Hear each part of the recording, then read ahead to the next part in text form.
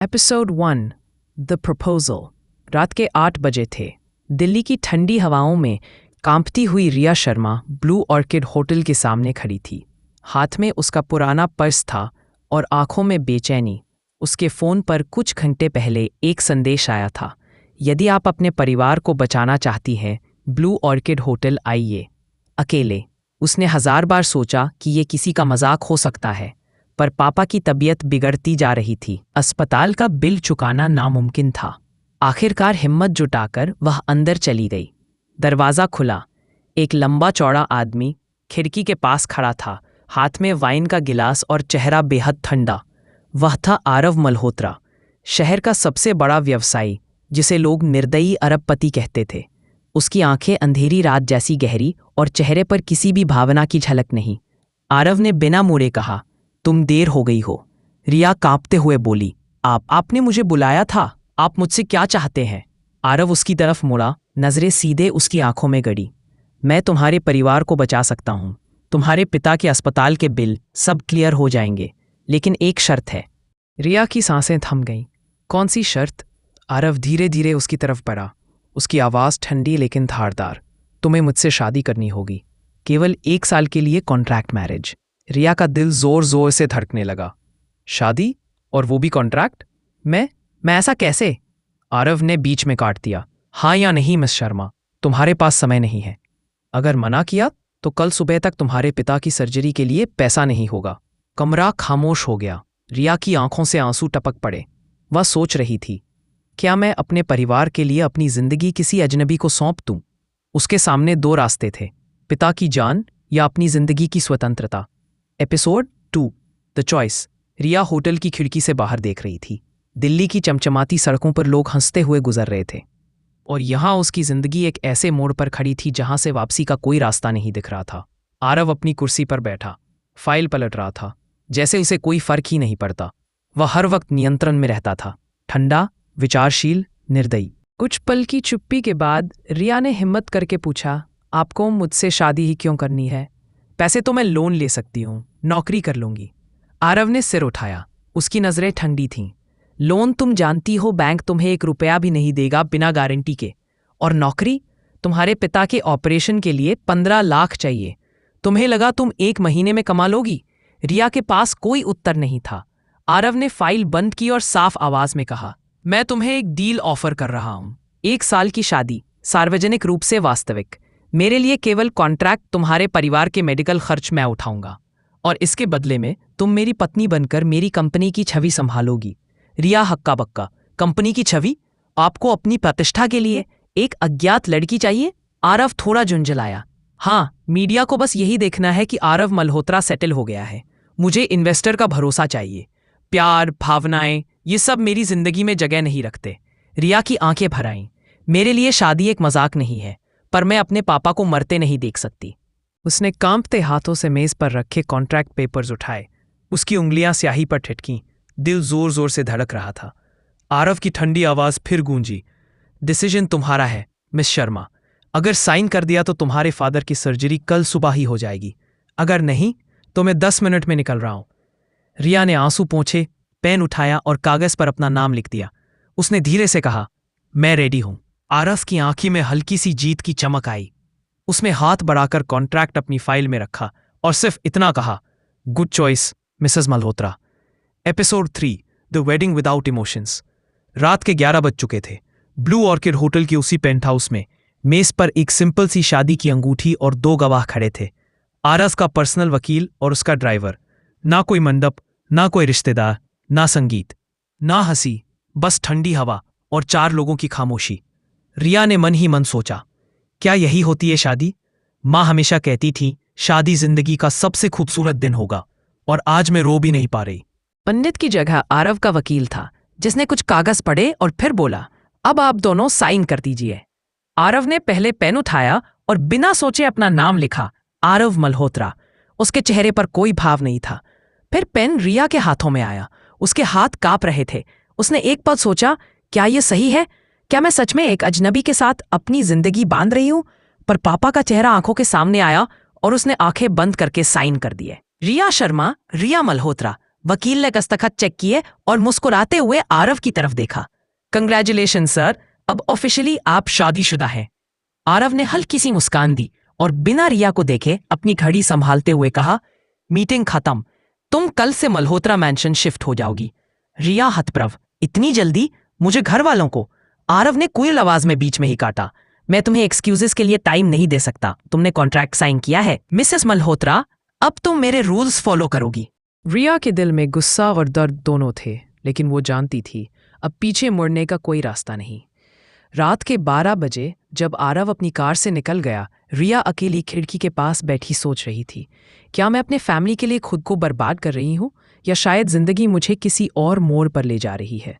Episode 4 Malhotra mention के नियम। सुबह के 10 बजे काली कार धीरे धीरे मल्होत्रा मैंशन के बड़े गेट से अंदर दाखिल हुई। रिया खिड़की से बाहर देख रही थी। इतना बड़ा घर उसने अपनी पूरी जिंदगी में कभी नहीं देखा था। ऊंचे सफ़ेद दीवारें, संगमरमर की सीढ़ियां और गार्ड्स की सख्त निगाहें। ये घर नहीं, किसी किले जैसा लग रहा था। दरवाजे पर खड़ी मिसेस मेहरा, आरव की दादी, ने रिया का स्वागत किया। उनकी आंखों में नरमी थी पर चेहरे पर सख्ती भी।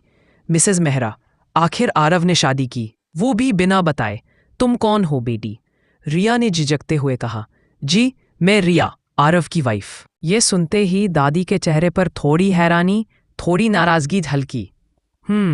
ठीक है, तुम्हें ये घर समझना होगा। मल्होत्रा मैंशन के अपने रूल्स हैं।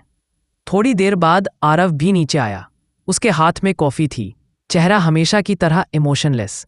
उसने ठंडी आवाज में कहा, रिया, यहाँ रहने के कुछ नियम हैं। तुम मेरे कमरे में सिर्फ नाम की वाइफ हो।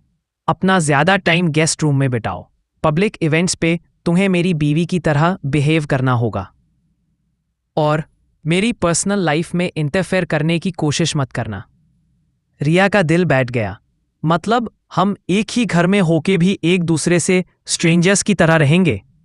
आरव ने हल्की सी हंसी उड़ाई।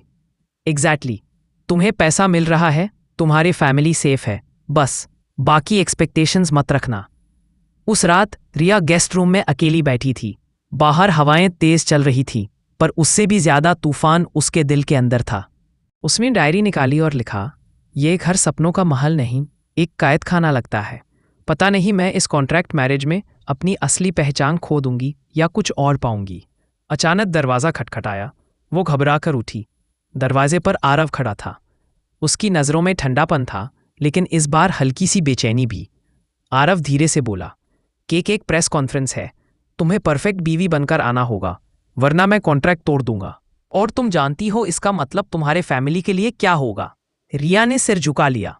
उसने मन ही मन सोचा, शायद मेरी असली परीक्षा अब शुरू हुई है। Episode 5 the perfect wife. Act अगले दिन दोपहर। मल्होत्रा मैंशन के बाहर रिपोर्टर्स की भीड़ लगी थी। हर कैमरे की नज़र आरव पर थी। रूथलेस बिलियनेयर जो कभी किसी लड़की के साथ नजर नहीं आया, आज पहली बार अपनी वाइफ के साथ दिखने वाला था। रिया ड्रेसिंग रूम में खड़ी आईने को देख रही थी। उसने एक सिंपल एलिगेंट साड़ी पहनी थी। हाथ कांप रहे थे, दिल जोर जोर से धड़क रहा था। मैं एक्टिंग कर पाऊंगी? अगर गलती हो गई तो पापा?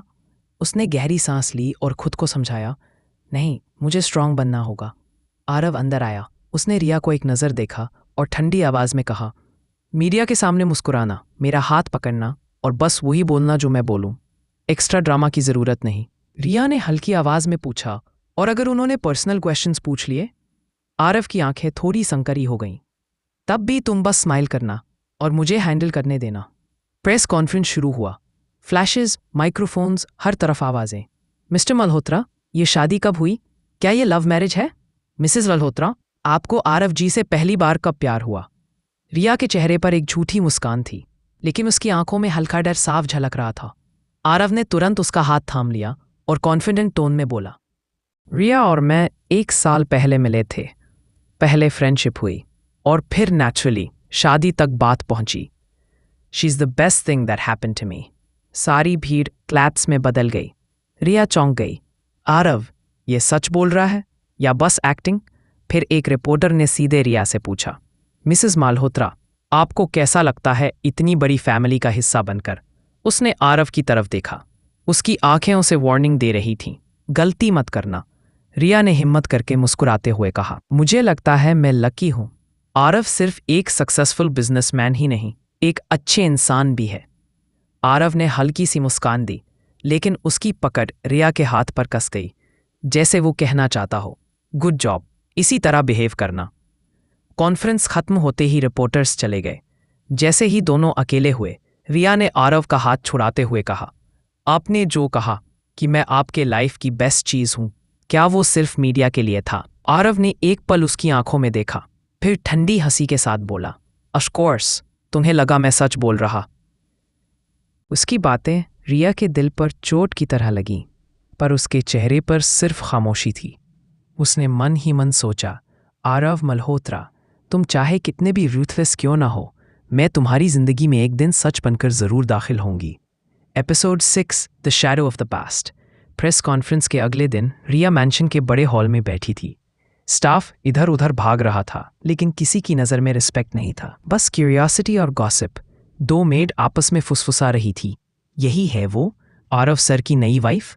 शादी भी चुपके कर ली, पता नहीं कब तलाक हो जाए। रिया ने सब सुना, लेकिन चुप रही। उसने सोचा, शायद मेरे लिए रिस्पेक्ट टाइम के साथ आएगी, अभी तो सब मुझे आउटसाइडर ही समझते हैं। दोपहर में मिसेस मेहरा, आरव की दादी, उसके कमरे में आई। उनकी आंखें सख्त थीं, लेकिन टोन सॉफ्ट था। बेटी, ये घर बहुत बड़ा है, पर दिल से खाली है। अगर तुम चाहो तो इसे घर बना सकती हो, लेकिन याद रखना, आरव बाहर से स्ट्रांग है, अंदर से टूटा हुआ। रिया चौंक गई। टूटा हुआ मतलब? दादी ने आह भरी। उसके पास्ट में कुछ ऐसा हुआ जिससे उसने अपने इमोशंस पर ताला लगा दिया। शायद इसी वजह से वो तुमसे भी दूरी बना रहा है।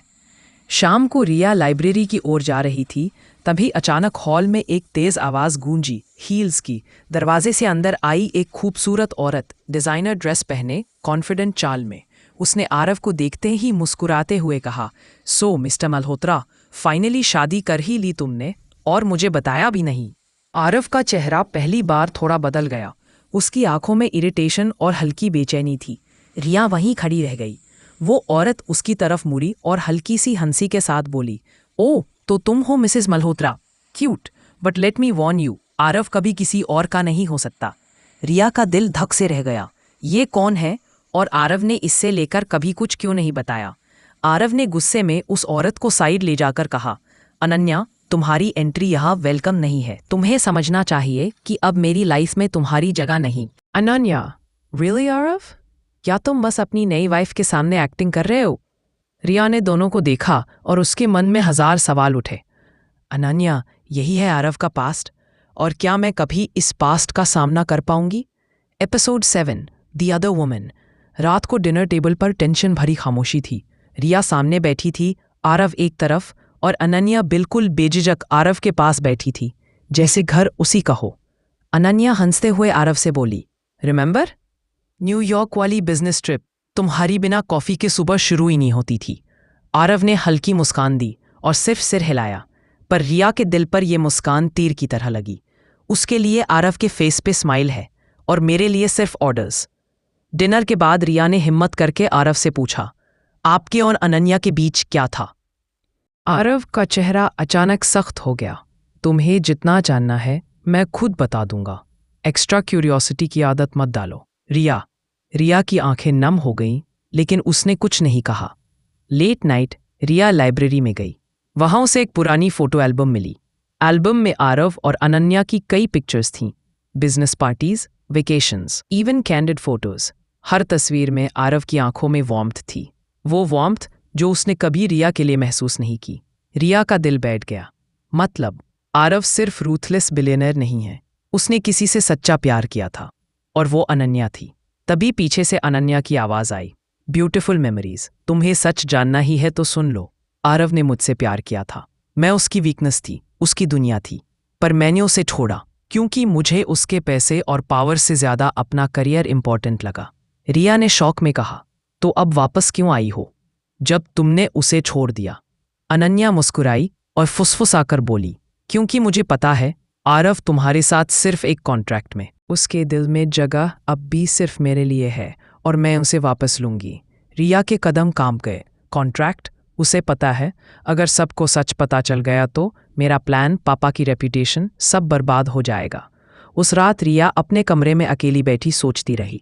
मुझे आरव से नफरत करनी चाहिए, पर क्यों दिल दर्द महसूस कर रहा है? क्या मैं उस रूथलेस बिलियनेयर के लिए सच में कुछ महसूस करने लगी हूँ? एपिसोड 8 द फर्स्ट स्टॉर्म सुबह का वक्त था। रिया ब्रेकफास्ट टेबल पर वेट कर रही थी, पर आरव और अनन्या दोनों टेरेस पर कॉफ़ी एंजॉय कर रहे थे। सर्वेंट्स भी एक दूसरे को देखकर मुस्कुराते जा रहे थे, जैसे सबको पता हो कि असली कपल कौन है और आउटसाइडर कौन। रिया का सब्र टूट गया। उसने डायरेक्टली टेरेस पर जाकर कहा, मिस्टर मल्होत्रा, मुझे आपसे बात करनी है, अभी। आरव ने भौहें चढ़ाईं। Not now Riya, can't you see I am busy? Riya का गुस्सा फूट पड़ा। बिजी? अपनी एक्स के साथ कॉफ़ी पीने में? जब से मैं यहाँ आई हूँ, मुझे आपने एक पल की इज्जत तक नहीं दी, और उससे देखकर आप मुस्कुराते हैं। अनन्या ने मुस्कुराकर कहा, रिलैक्स स्वीट हार्ट, आरव हमेशा ऐसा ही था। तुम्हारी प्रॉब्लम यह है कि तुम उससे कभी समझ नहीं पाओगी। आरव तुरंत गुस्से में अनन्या पर चिल्लाया, इनफ अनन्या, तुम्हें मेरे पर्सनल लाइफ में इंटरफेयर करने का कोई हक नहीं है। रिया स्टन्ड थी। उसने पहली बार आरव को इतने गुस्से में अनन्या के अगेंस्ट देखा। रूम में वापस आकर रिया ने आरव को कन्फ्रंट किया, आपको फर्क पड़ता है ना? अगर पड़ता नहीं तो आपने अनन्या पर ऐसे चिल्लाया क्यों? आरव ने आंखों में गुस्सा दबाकर कहा, रिया, तुम मेरी वाइफ हो, चाहे कॉन्ट्रैक्ट की वजह से ही सही, और मुझे ये बर्दाश्त नहीं कि कोई और तुम्हें इंसल्ट करे। रिया ने कांपती आवाज में कहा, तो मतलब आपको मेरी इज्जत की फिक्र है? आरव अचानक चुप हो गया। उसकी नजरें रिया की आंखों में अटक गई। कुछ सेकंड के लिए उसका रूथलेस मास्क हट गया और एक सॉफ्टनेस दिखी, वो सॉफ्टनेस जो रिया ने कभी नहीं देखी थी। लेकिन अगले ही पल आरव ने नजरें घुमा ली। तुम ज्यादा सोचो मत रिया, मैं बस अपनी रेप्यूटेशन प्रोटेक्ट कर रहा हूं। रिया ने हल्की मुस्कान दी, आंखों में आंसू के साथ, रेप्यूटेशन या कुछ और मिस्टर मल्होत्रा? उस रात रिया नींद में करवटें बदलती रही। आरव का गुस्सा, उसका प्रोटेक्ट करना, उसकी आंखों की सॉफ्टनेस, सब कुछ कंफ्यूज कर रहा था। क्या मैं उस रूथलेस इंसान के मास्क के पीछे छुपा दिल देख रही हूं? और क्या मैं उसे सच में फील करने लगी हूं? Episode 9 the dangerous game. Riya अब थोड़ा थोड़ा आरव को समझने लगी थी। उनके बीच फाइट्स भी हो रही थी, पर उन फाइट्स के पीछे एक अनकहा कनेक्शन था, और अनन्या को ये क्लियरली दिख रहा था। एक शाम आरव ऑफिस से लेट वापस आया। रिया ड्राइंग रूम में वेट कर रही थी, पर सरप्राइज ये था कि अनन्या पहले से ही उसका इंतजार कर रही थी। रिया के घर में, रिया के सोफा पर। रिया ने गुस्से से कहा, तुम्हें किसने अंदर बुलाया? अनन्या मुस्कुराई, रिया, तुम अपना कॉन्ट्रैक्ट भूल रही हो। आरव का घर है ये, और मैं उसके लाइफ का एक हिस्सा कभी थी और दोबारा बनूंगी। उसने टेबल पर एक एनवेलप रखा। रिया ने खोला, और उसमें रिया और आरव का मैरिज कॉन्ट्रैक्ट की फोटोकॉपी थी।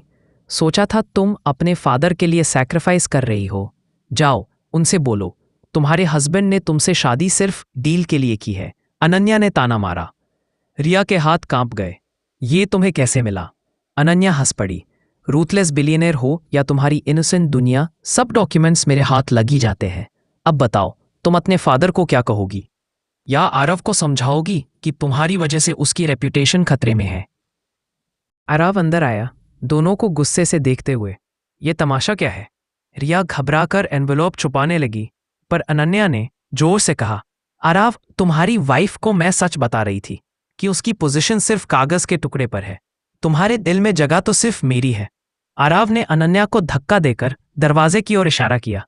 गेट आउट अनन्या, तुम्हारी वजह से रिया को इंसल्ट करने का मौका किसी को नहीं मिलेगा। रिया स्टन्ड थी। उसने मुझे प्रोटेक्ट किया, बट क्या यह बस एक शो है, या सच में यूज मेरे लिए कुछ फील होता है? उस रात रिया मिरर के सामने खड़ी रही। उसके दिमाग में एक ही सवाल गूंज रहा था, अगर कॉन्ट्रैक्ट का सच बाहर आ गया तो मैं सब खो दूंगी। लेकिन सबसे ज्यादा डर मुझे किस बात का है, अपने फ्यूचर का या आरव को खोने का? Episode 10 the ruthless interrogation. सुबह का वक्त था। आरव अपनी स्टडी रूम में फाइल्स चेक कर रहा था जब उसे एक फोटोकॉपी का कॉर्नर फ्लोर पर पड़ा दिखा। वो वही पेपर था जो अनन्या छोड़ गई थी, मैरिज कॉन्ट्रैक्ट का एक हिस्सा। उसकी आंखों में सस्पिशन भरा गुस्सा था। तो अनन्या ये सब क्यों लाई थी, और रिया क्यों इतनी नर्वस हो गई थी? शाम को आरव घर आया और रिया को डायरेक्टली अपने स्टडी में बुलाया। दूर बंद करते ही उसने रिया के सामने पेपर पटक दिया। क्या तुम मुझे बेवकूफ़ समझती हो? रिया, ये सब क्या है? आरव की आवाज़ ठंडी और खतरनाक थी। रिया के हाथ कांप गए। वो बस एक मिसअंडरस्टैंडिंग है, मैं एक्सप्लेन कर सकती हूँ। आरव ने उसके रिस्ट को जोर से पकड़ा, आंखों में गुस्से के साथ। एक्सप्लेन? तुम मेरे साथ एक डील की तरह शादी करके मुझे यूज़ कर रही हो, और अब मुझसे झूठ भी बोल रही हो। रिया की आंखों में आंसू आ गए। मैं मजबूर थी। ये सब मैंने अपने पापा के लिए किया था। उनकी हेल्थ, उनका बिजनेस, मुझे कोई और ऑप्शन नहीं था। आरव एक सेकंड के लिए चुप रहा। उसका चेहरा सॉफन हुआ, पर तुरंत उसने अपनी रुथलेसनेस का मास्क वापस पहना। मजबूर या पैसों की भूख, तुम जैसी लड़कियों को मैं अच्छी तरह जानता हूं। रिया, तुम्हारा हर आंसू एक ड्रामा है। रिया का दिल टूट गया। आप जो सोचना चाहते हैं सोचिए, लेकिन एक बात याद रखिए मिस्टर मल्होत्रा, अगर मैं आपको सिर्फ डील के लिए चाहती तो कब का आपके पैसे यूज कर चुकी होती। मैं तो बस एक पत्नी की तरह अपनी इज्जत बचा रही थी। उसके आंसू धीरे धीरे उसके गुस्से को शांत कर गए। आरव कुछ बोलना चाहता था, पर उसकी आंखों में दर्द देखकर एक अजीब सी चुप्पी छा गई। उस रात आरव अपने रूम की बालकनी में खड़ा था, विस्की ग्लास के साथ। रिया झूठ बोल रही है या सच में उसके पीछे कोई और वजह है? और क्यों मुझे फर्क पड़ रहा है?